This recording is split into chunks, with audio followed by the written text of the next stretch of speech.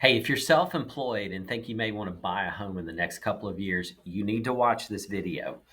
Hey, it's Craig back with another Mortgage Minute, and I want to talk to you today, and I'm specifically talking to self-employed borrowers because it's tax season, and I know a lot of y'all are going to file extensions anyway. But for the self-employed borrower that's actually preparing their taxes and planning on filing them coming up soon, here's something I want you to think about. Okay, if you plan on buying a home and getting a mortgage in the next, say, 2 or 3 years, what you do on your tax returns today could have an impact on what you qualify for at that time. Okay.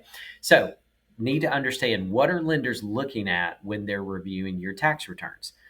And again, this assumes we're doing a loan that to where we have to analyze a self-employed borrower's tax returns.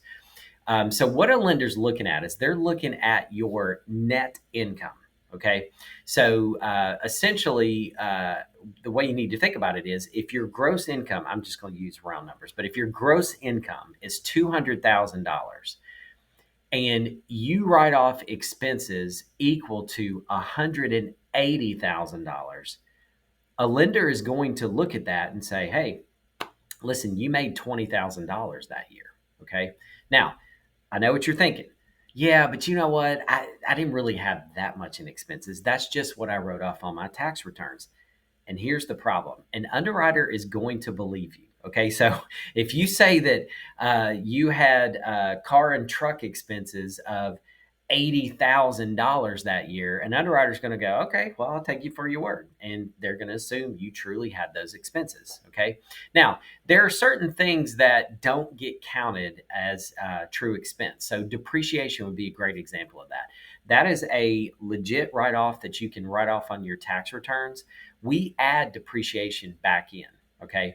And if you're writing off your mileage, and I mean truly writing off your mileage, not just throwing a number out there on car and automobile expense, but if you're writing off your mileage, typically a lender can add back a portion of that write off back into your numbers because that's also considered the same thing as depreciation. Okay. But look, if you say that you made $200,000 in revenue, but you had to put out $150,000 for cost of goods, then guess what? An underwriter is going to believe you when you say that. So just keep in mind as you're filing your tax returns, limit your expenses if you can, if you think that you might be needing to get a mortgage in the next few years, because like I said, that could have an impact. Now, we do have programs to where we don't have to analyze tax returns.